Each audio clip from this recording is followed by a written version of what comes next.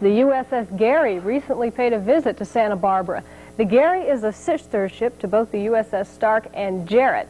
The Stark, you may recall, was hit by an Iraqi missile fire last spring in the Persian Gulf. The Jarrett attacked an Iranian vessel 2 days ago.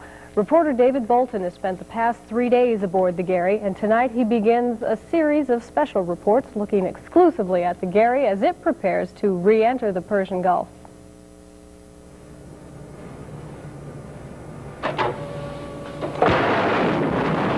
Ships like the USS Gary have fired their way into the headlines this past year with their efforts in the Persian Gulf. The Gary will rejoin its sister ship, the USS Jarrett, in those troubled waters later this year. The ship's weapons are some of the most sophisticated in the Navy. Its surface-to-air missiles can hit a target up to 120 miles away.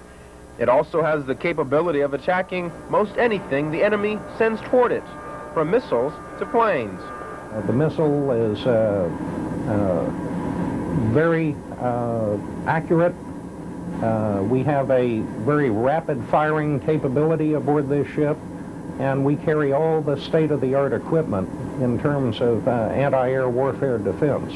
The Gary is a fast-moving frigate capable of obtaining speeds of up to 30 knots. Not only does this ship feature offensive weapons, but a new line of defensive capabilities as well. This gray and white object behind me is what should prevent an attack on a naval vessel, like the firing on the USS Stark last spring. It's called a Vulcan phalanx, and it was part of the Stark's armament.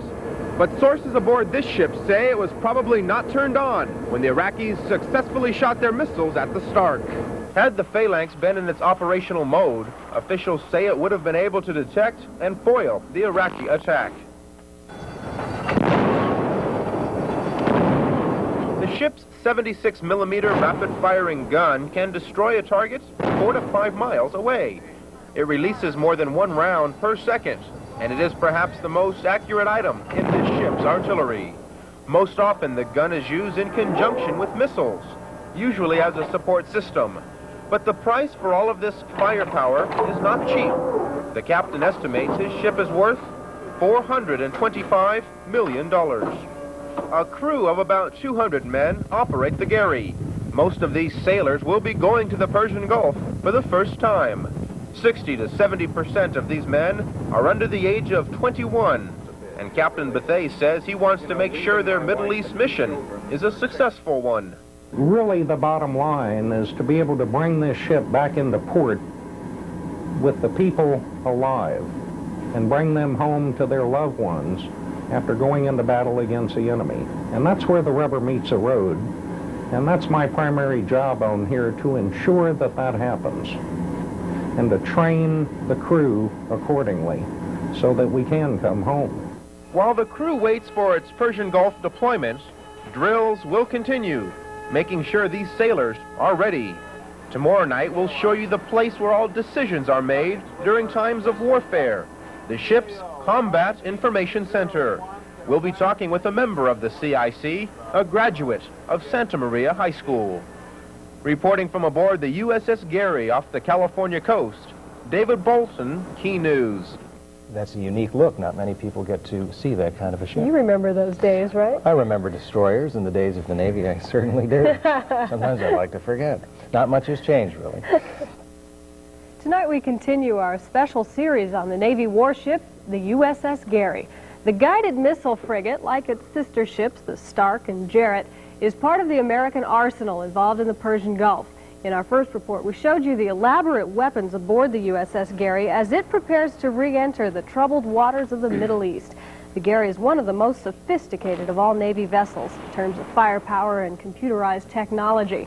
Tonight, reporter David Bolton joins us with part 2 of his exclusive journey on board this Navy warship, going to the Persian Gulf. King and Kim, I spent 3 days aboard the Gary, and it was a very fascinating experience. A crew of 200 Navy sailors will perhaps face the biggest challenge of their lives in a few months.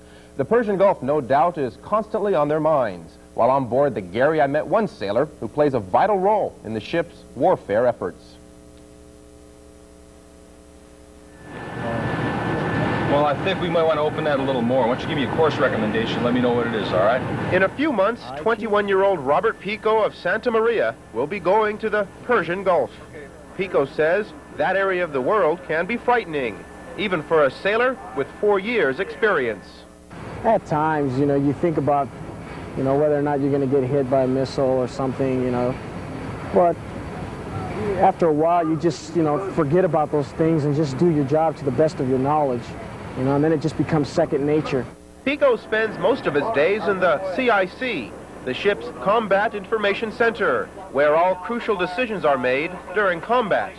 Pico's days are long, usually 12 to 14 hours, and he is forced to sleep in shifts, never more than 4 hours at a time. But Pico says he likes what he does, overseeing a section of this highly classified data. You have to work together as a team, or else the ship will just fall apart, We're only 450 feet long, and I mean, this is it. This is a world within itself. We're floating out here, and the main thing is to keep this ship afloat. And that's all our jobs united, act as one unit.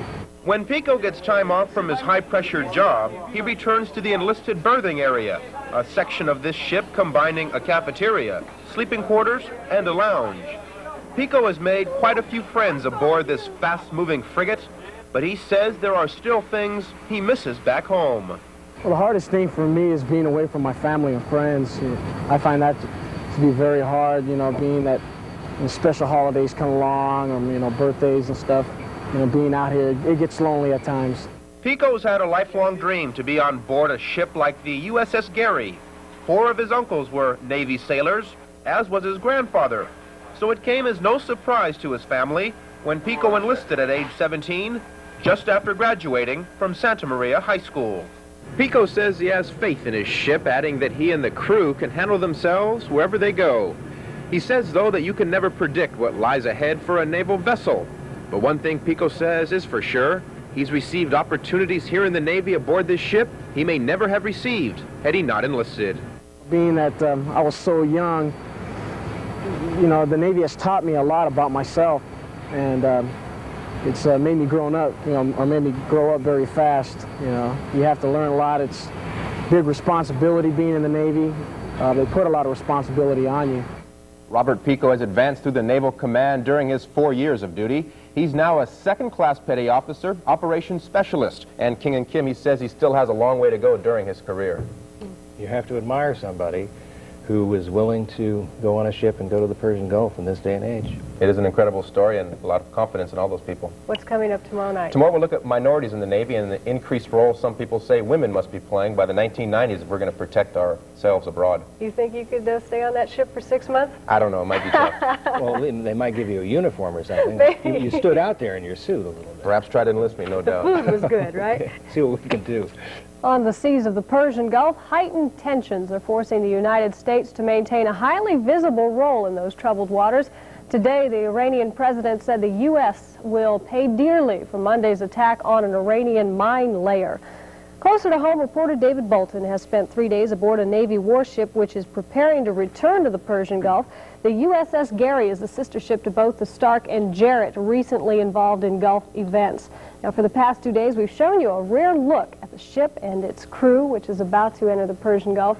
David Bolton joins us tonight with part 3 of his special report, and he talks about women and women's role in the Navy. That's true, a very promising future, many people say. While on board the USS Gary, the captain of that ship told me women will have to be more involved in the Navy in the years to come. Captain Dallas Bethea says right now women cannot serve on a combat ship. But if the United States wants to maintain its naval standards, he says that law must change.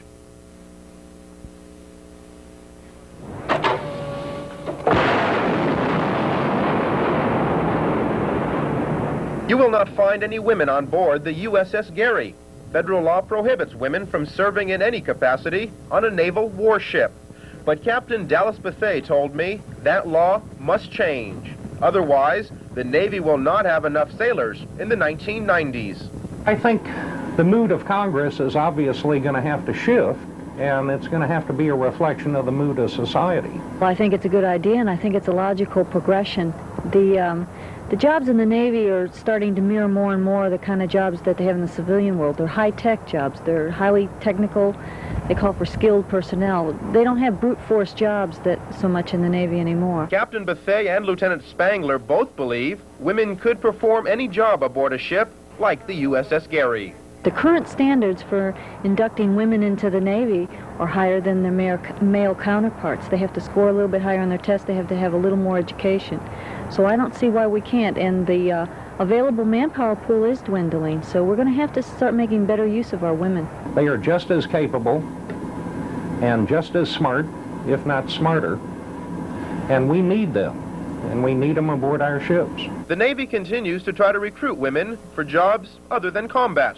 Captain Bethea believes women will soon see action on the front lines because he believes Congress most likely will change its stance on the issue. I feel personally that as soon as Congress perceives that the values of society are changing and that society is prepared to have women serve aboard combatants, then they'll change the law accordingly.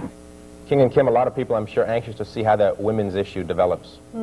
What about minorities, other minorities? We found a startling fact while we were aboard that ship, blacks. Only 5% of the officers in the entire Navy are black, and tomorrow we'll tell you what progress they've made and what they're hoping to do in the years to come as well. We'll look forward to that. Sure. The USS Gary is coming back? It is. It will be here in Santa Barbara 1 week from today. It'll be here for 3 days as part of the America's Cup trophy that they're bringing into town, and there will be public tours. You can go out and see it one last time before it goes to the Persian Gulf. Thank you, David. Thanks, David. Well, it takes a different kind of courage to go into battle for your country. Men from all types of cultures are now facing that challenge in the Persian Gulf. The United States today turned over 26 Iranian soldiers and 3 bodies to their country. The U.S. captured the men last Monday. That's when the U.S. says they caught the Iranians laying mines in the Gulf. The Pentagon says that they sunk the boat that the men were on. That way, Iran will no longer be able to use the vessel to lay more mines in the Gulf. The sinking was also supposed to be a warning to Iran. Iran says they now have a right to retaliate against the U.S. Several ships in the United States naval fleet are preparing to enter those troubled waters in the Middle East.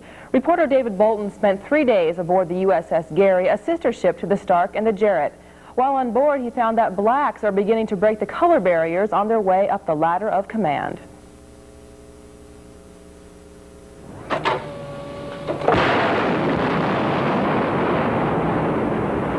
The USS Gary is one of the most sophisticated of all Navy vessels, and its crew of 200 is kept busy round the clock, making sure this ship stays afloat.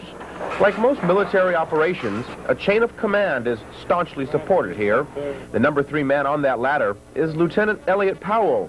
Recently, he was named a lieutenant commander, and soon perhaps may even have his own ship. He's very aggressive, he's very assertive, he's extremely talented and very, very well spoken. Captain Bethea calls Powell an up-and-coming black officer with a chance of becoming an admiral. But Powell is the exception rather than the rule. A published report shows only 5% of all Navy officers are black, far below the total number of enlisted men who are black. The Navy had a reputation back in the early 70s, late 60s of being the least equal of the services, particularly in the officer corps. That has changed considerably. Lieutenant Powell says the Navy is now holding people responsible for their actions, especially in terms of minority affairs. He says that is helping blacks move up the Navy ranks without incident. I'm not saying that all the problems are gone, but it's no longer institutionalized. It's no longer condoned by the Navy, and the Navy does take very positive, very swift steps to A, identify the problem, and B, rectify it. Lieutenant Powell will soon be leaving the Gary on his way to Naval Graduate School in Rhode Island. He hopes someday to be captain of his own ship. Aboard the USS Gary off the California coast, David Bolton, Key News. The USS Gary is one of the Navy ships preparing to enter the Persian Gulf. And recently, reporter David Bolton spent 3 days aboard the Gary, finding out what life is like on a Navy warship. He wraps up his special report with a look back at a typical day aboard the Gary.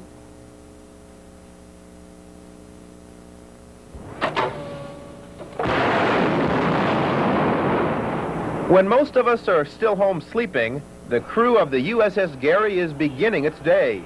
200 Navy sailors are on duty, making sure this fast-moving frigate is ready for combat. These midshipmen man the vessel round the clock. Even during practice operations, there is a handful of sailors standing guard. Days are long in the Navy, usually 12 to 14 hours, and sleep is irregular, usually no more than a few hours at a time. When the Gary returns to the Middle East waters, night watch will be crucial. After sunset, lights on the Gary turn red. That way, the sailors can protect their night vision, allowing them to see over the water for miles. Most everything we do in the Navy is a team effort, but particularly when the watches are on deck and at night, it's a moonless night, it's extremely dark. Sure, you have the radars there, but nevertheless, nothing's better than using your own eyeballs to see things. Lieutenant Mandalay says concentration is more important at night than during the day. He says it takes hours of practice to develop a feel for manning a ship when the sun is down.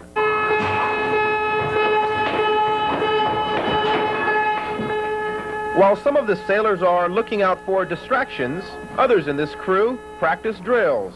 Every day hours are spent fine-tuning life and ship-saving efforts. It's extremely important that we train everybody and that people have their head in the game when they come up at night. And as you know, sometimes that's very difficult because of the sleep or loss of sleep. When the Gary departs for the Persian Gulf in January, these drills may turn into reality.